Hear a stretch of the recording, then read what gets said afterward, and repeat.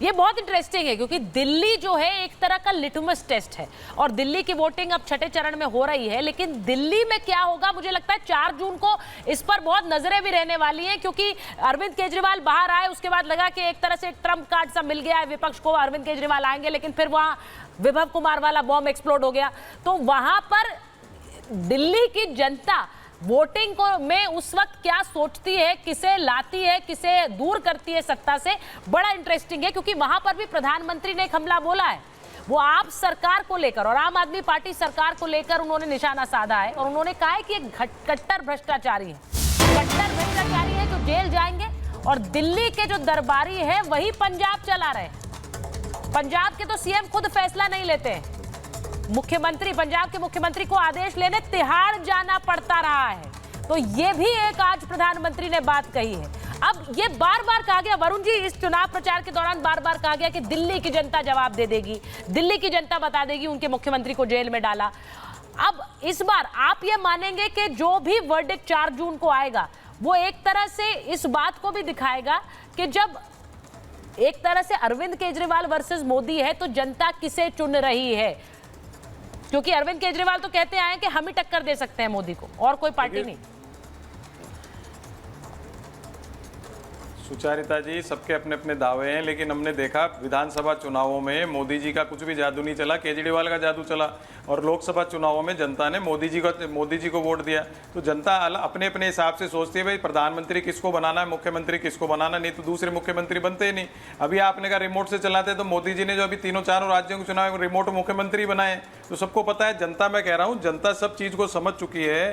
Party with the difference BJP नहीं रही, नेता with the difference Modi ji नहीं रहे, सबको एक तरह से तोल रही है। जब भी आपने कहा मोदी जी के से आगे फेस, आपको ध्यान होगा साल भर पहले भी अपन ने डिबेट करी, जब इंडिया अलायंस बना था, नीतीश जी बनवा रहे थे, कोशिश कर रहे थे, जब भी मैंने कहा था फेस तो राष्ट्रपति प्रणाली कोई होती है, उसमें फेस चाहिए। प्रधानमंत्री, जब हमारे पार्लियामेंट्री डेमोक्रेसी तो पार्लियामेंट चुनेगा। इंदिरा जी को जब हराया, जब फेस थोड़ी था, लेकिन उस समय जयप्रकाश नारायण थे। आज की तारीख में विपक्ष के पास जयप्रकाश नारायण नहीं है। एक तो सबसे बड़ा ये लेकुना है। दूसरा, मैंने आपको फिर कहा, जहां पे कैंडिडेट स्ट्रांग होगा वहां पे मोदी जी की लहर नहीं चलेगी, वो अपना खुद के प्रभाव से जीतेगा, क्योंकि जनता इस समय पूरी तरह से परेशान है हर तरह से। अब चाहे राहुल जी हो, मोदी जी हो, कोई कितने ही वादे करे फ्री बीज के जनता से, जनता उस पर किसी पे विश्वास नहीं कर रही। जनता इस तरह परेशान है, बच्चों को रोटी नहीं खिला जा रही, रोजगार मिल नहीं रहे, एडमिशन मिलते नहीं है। IIT का ही रिपोर्ट छपी है, IIT के जो बच्चे हैं उन्हीं को नहीं मिल रहे जॉब्स, जबकि मेरे तो साथ के जो दोस्त IIT करे वो पता नहीं कहाँ पोस्टों पे लग गए।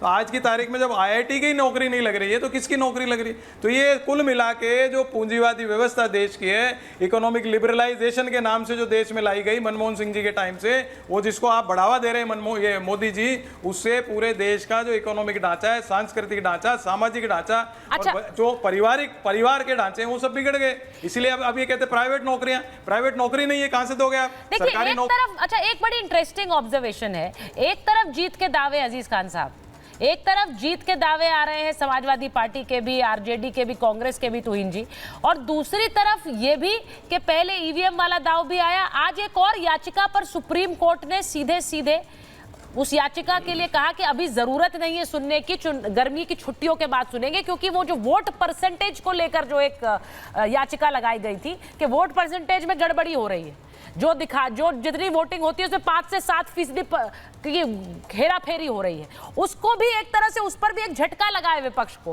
कि चुनाव के समय, कोर्ट ने कहा कि चुनाव के समय ये इस तरह की याचिकाएं क्यों डाली जा रही हैं, इन्हें किस मकसद से डाला जा रहा है। कोर्ट की टिप्पणी थी। ये बार दाव खेला जा रहा है अजीज खान साहब कि चुनाव में जो वोटिंग परसेंटेज पहले दिन आती है, फिर उसके 2 दिन बाद वो अलग आ जाती है, इसे लेकर बार बार विपक्ष सवाल उठाता रहा है। आज उस पर भी एक तरह से स्ट्राइक की सुप्रीम कोर्ट ने, जब कहा कि आप इस समय क्यों बोल रहे हैं ये सब बातें। देखिए सुचरिता जी, एक बात आप समझिए, ईवीएम की जो बात है, हम लोगों ने पहले भी कहा कि ईवीएम पर जो सवाल था वो हमेशा बना रहेगा। हम चुनाव जीते हैं इससे पहले या चुनाव हारे हैं, लेकिन जो ईवीएम पर सवाल था वो ईवीएम पर सवाल खड़ा था और खड़ा रहेगा। रही बात अभी आप चुनाव आयोग की बात है, यकीनन ये दुख की बात है कि आंकड़े को 11 दिन के बाद दिखाया गया, पेश किया गया। आप कह रहे डिजिटलाइजेशन है, डिजिटल इंडिया है, डिजिटल इंडिया है ये, डिजिटल इंडिया तो 24 घंटे भी नहीं लगने चाहिए आंकड़े आने में। एक तरफ आप डिजिटल इंडिया की बात करते हैं, दूसरी तरफ आंकड़ा आने में 11 दिन लगता है। यकीनन तकलीफ है। कहीं ना कहीं ये चुनाव आयोग की ये लापरवाही कह सकते हैं, या मैं कह सकता हूं कि कहीं ना कहीं ये चीज उसको पहले बताना चाहिए।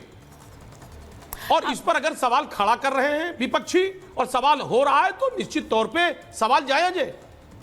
24 घंटे में फॉर्म 17A और 17C ये दोनों सेम डे उस पर चढ़ जाती हैं सारी चीजें, और उसको वेबसाइट पर दे देना चाहिए, या संबंधित जो लोग हैं वो वहां पर बाकायदे उसको प्रदर्शित कर देते। नहीं, वो ज्यादा से ज्यादा इसके लिए 24 घंटे ज्यादा नहीं लगना चाहिए, लेकिन 11 दिन का वक्त एक लंबा वक्त होता है, तो सवालिया निशान तो खड़ा हो रहा है। कर रहे हैं, दूसरी तरफ हार की एक आधार भी बना के चल रहे हैं कि भाई अगर वहां 4 जून को आंकड़े नहीं आए तो फिर हम किस पर ठीकरा फोड़ेंगे, ईवीएम पे फोड़ेंगे या फिर वोटिंग परसेंटेज में जो गड़बड़ी हुई उस पर फोड़ेंगे। उसकी भी एक तरह से एक आधार तैयार किया जा रहा है, ऐसा लग रहा है। मैं आपको ये भी बताऊं कि बहुत से जो दर्शक जुड़ते रहते हैं सोशल मीडिया के जरिए, उनमें से एक व्यक्ति लिख रहे हैं कि 4 जून मंगलवार का दिन है, हम हनुमान चालीसा गाएंगे और मोदी को फिर से सिंहासन पर बिठाएंगे। सुचरिता जी, एक बात कहना चाहता हूं। हाँ बोलिए।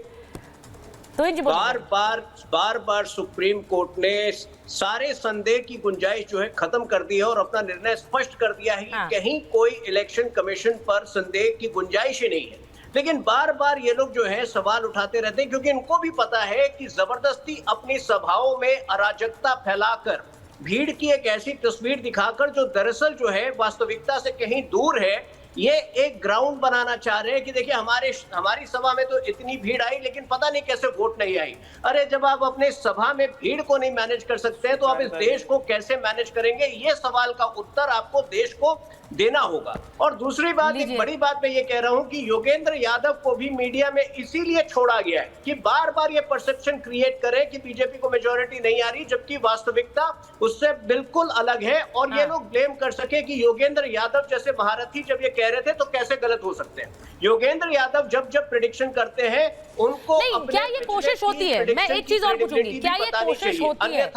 मेरे ख्याल से वो बिना मतलब का इस देश को गुमराह करते हैं। क्या ये कोशिश होती है जो इस वक्त जो भी चुनावी रणनीतिकार बातें कहते हैं उनका प्रभाव जनता पर भी पड़ता है? कोई सुन रहा है या पढ़ रहा है कि कह रहे हैं कि भाई ये देखिए, ये कह रहे हैं कि इस बार तो माहौल ही नहीं है, इस बार तो मोदी आ ही नहीं रहे हैं, तो इस बार तो राम मंदिर मुद्दा ही नहीं है, तो उनका प्रभाव भी एक वोटर पर पड़ता है और ये 5-7वें चरण तक चलता रहेगा। उसके बाद कोई बोलेगा नहीं बोलेगा कोई फर्क नहीं पड़ेगा, तब तक ये बातें होती रहेंगी। मुझे लगता है इसको समझना चाहिए। योगेंद्र यादव एक पॉलिटिकल एक्टिविस्ट हैं। चुनाव विश्लेषक के तौर पर उनका जो जीवन था वो बहुत पहले समाप्त हो चुका है।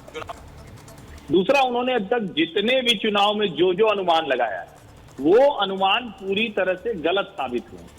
जो भी अनुमान उनका रहा है वो सब गलत साबित हुए हैं। अभी जो 5 राज्य थे उसमें वो मध्य प्रदेश में बड़े मजे से जिता रहे थे कांग्रेस को, राजस्थान जिता रहे थे, छत्तीसगढ़ जिता रहे थे, और अंत में क्या हाल हुआ सबने देखा। उसके पहले उत्तर प्रदेश में वो पिच तैयार कर रहे थे अखिलेश यादव के लिए, क्या हाल हुआ सबने देखा। मुझे नहीं लगता है कि योगेंद्र यादव जैसे लोगों की बात का असर किसी पर पड़ता। वो व्यक्ति आम आदमी पार्टी में रहा, अपनी पार्टी बना चुका, कांग्रेस से गलबैया की, किसी भी तरह से उस व्यक्ति पर देश भरोसा नहीं करता है।